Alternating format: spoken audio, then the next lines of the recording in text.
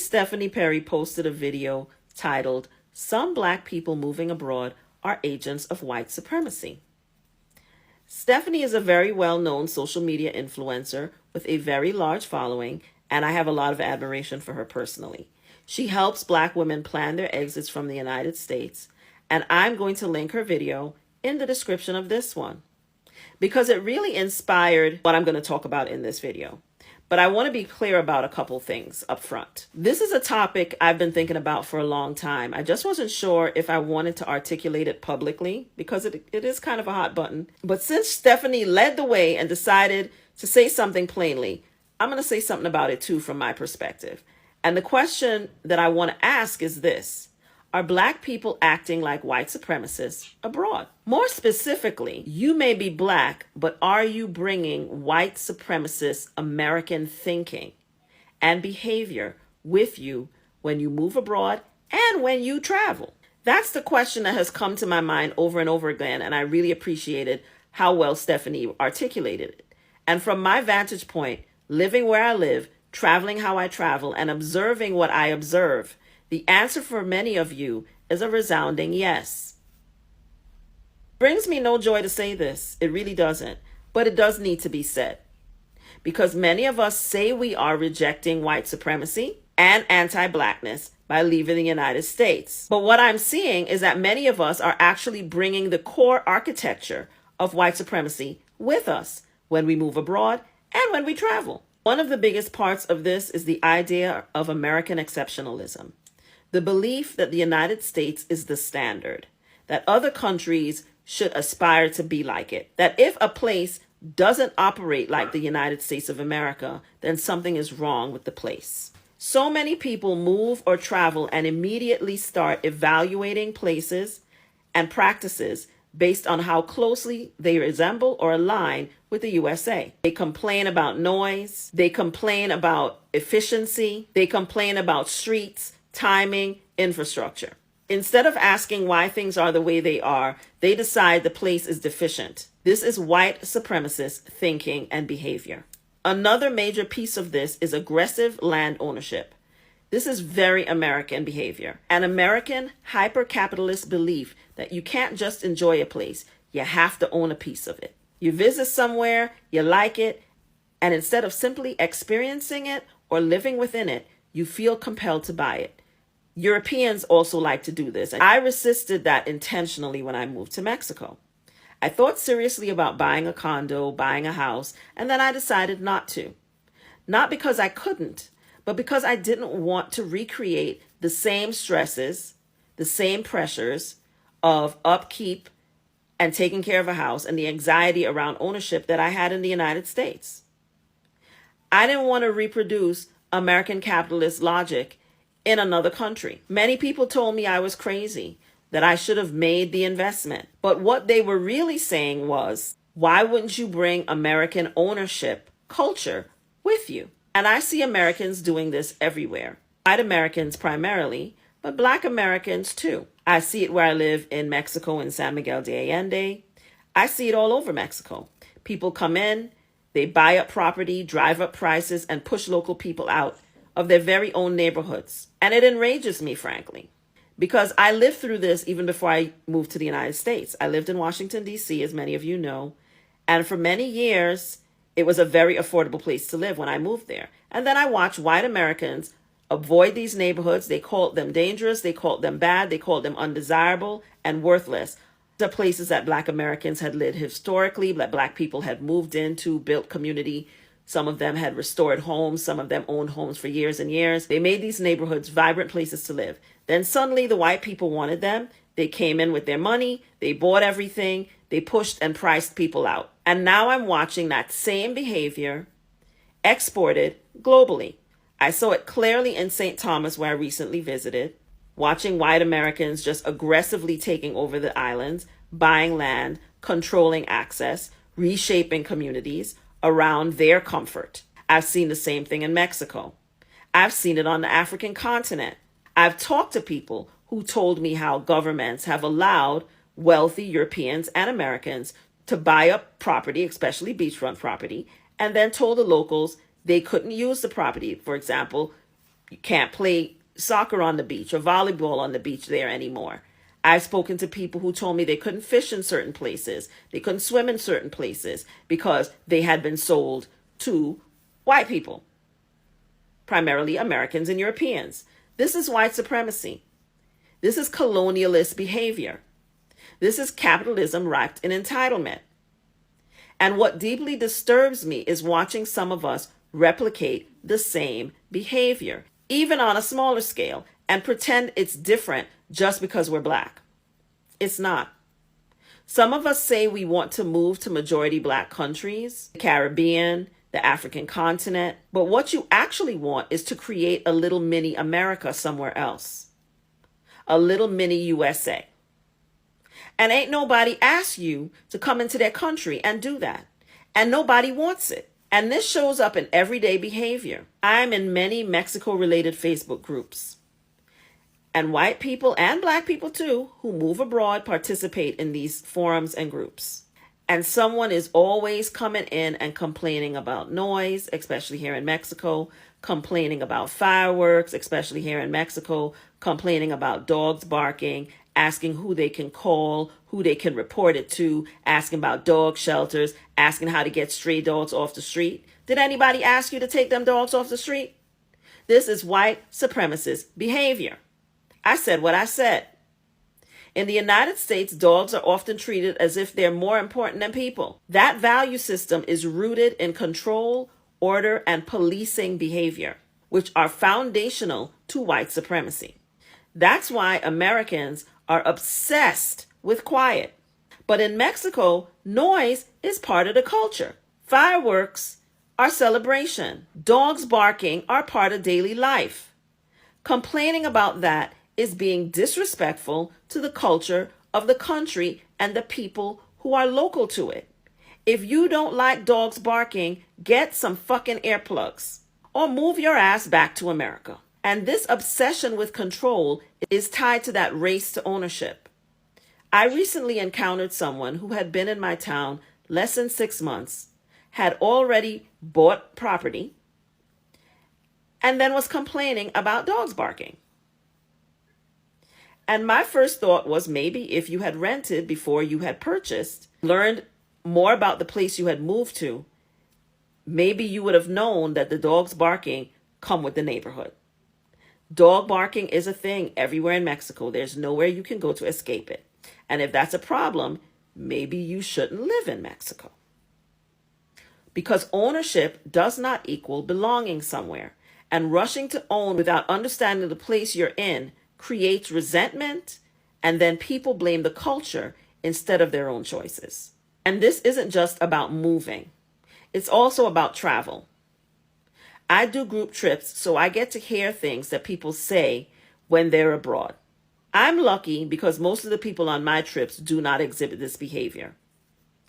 And I think part of it is because I try to prep them and set expectations ahead of time. But I travel a lot, and I travel solo a lot, and I hear things, y'all. Some of those people are not white people. Some of these people I'm talking about, they're not white people. Some of them are black. And I cannot overemphasize this. The United States is not exceptional, except in how deeply entrenched it is in white supremacy and hypercapitalism. It is exceptional about that. I love the narrow cobblestone streets of San Miguel de Allende. Are they always convenient? No. But they are part of what makes the place beautiful. I don't want them widened. I don't want them paved over. I don't want them changed. I want the place I live in to stay exactly the way that it is. I love the coffee culture in Italy. The seriousness, the precision, the pride. I love the pride Portuguese people take in being Portuguese, even though they do gloss over their colonialism and their role in the transatlantic slave trade. I don't go anywhere thinking this would be better if it were more like the US, and too many of us do. And now this part matters quite a bit.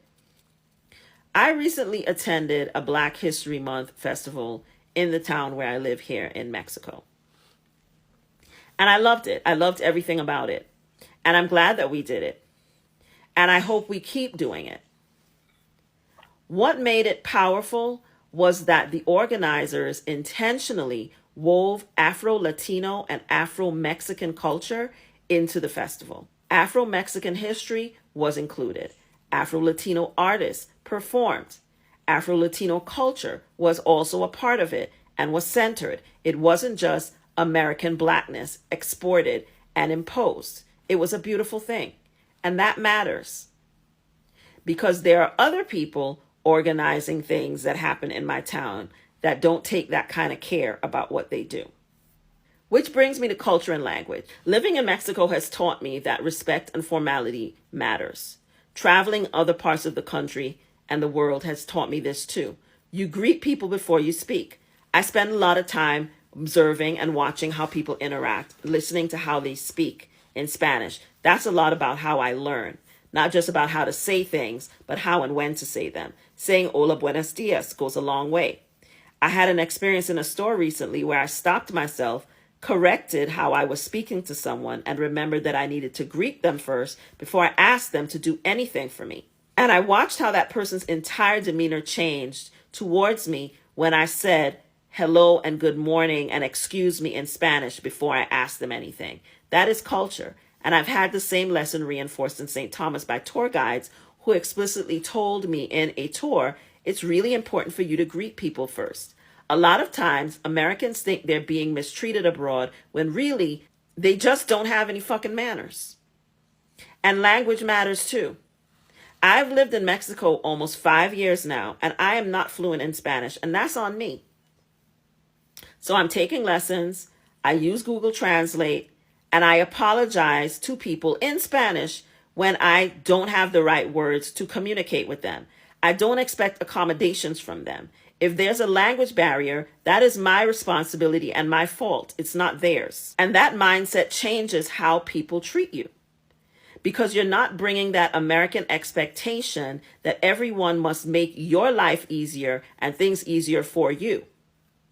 And finally, I just want to say this. I didn't move to Mexico just to run away from something.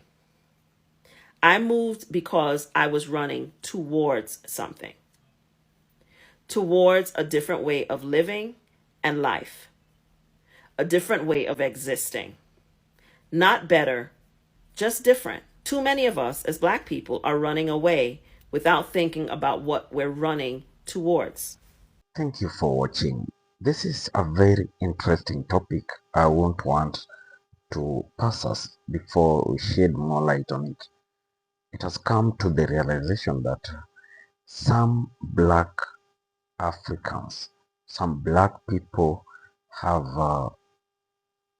nurtured the habit of behaving like the white supremacists when they get to the United States or other parts of the Western world.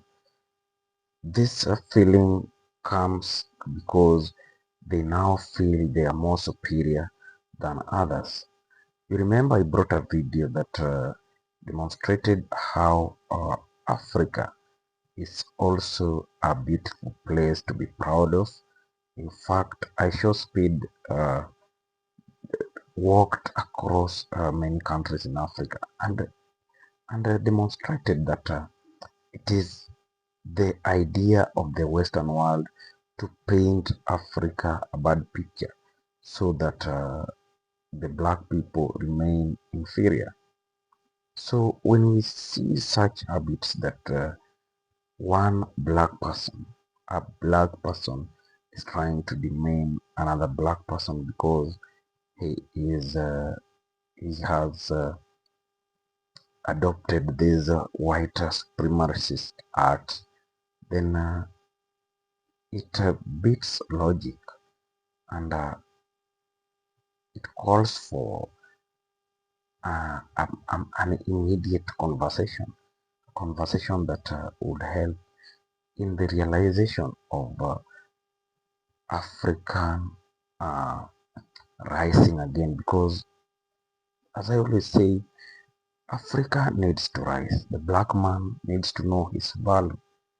Even without copying the virtues of the whites, we should know that even us, we have our virtues, and they are also virtues that are admirable. We should not see ourselves as inferior so that we don't have the capacity and the ability to move forward because we we find ourselves not comparable with the whites. Some of us feel that the whites are people, or rather are better beings than the blacks, which is not the case. I saw an habit recently in Kenya where a white man, a white Russian man was luring women and sleeping with them and recording videos. And he did that so easily because the women were falling for the white color. They thought that this white was like a messiah to them, someone who will remove them from poverty, which should not be the case. You also have your value. You should not see that those people, or rather the whites, are more valuable than you. You also have what it takes to achieve whatever you need to achieve in this world. So don't sit pretty low, pretty cheap to a white man because of his or her race. We are all equal, be it white, be it black, we are all equal. And we should not be so much, or rather, we should not have a feeling of inferiority in us. Secondly, when we go to the United States, just behave normally. Don't see other black people as trash. Just behave normally because you're a black man and black is your origin. Just be proud of other blacks who are same like you and don't see yourself more superior or rather more white than a black. That is like demeaning your race, trying to demean your race, which is very wrong. So I want you to share your thoughts on this video. Hit our comment section, tell us what you feel about it. Also, if you're watching us for the first time, do not forget to subscribe so that we interact more. We bring more videos that are educative and also are opening our eyes on issues that are trending across the globe. Also, you can like, share. Thank you and may God bless you.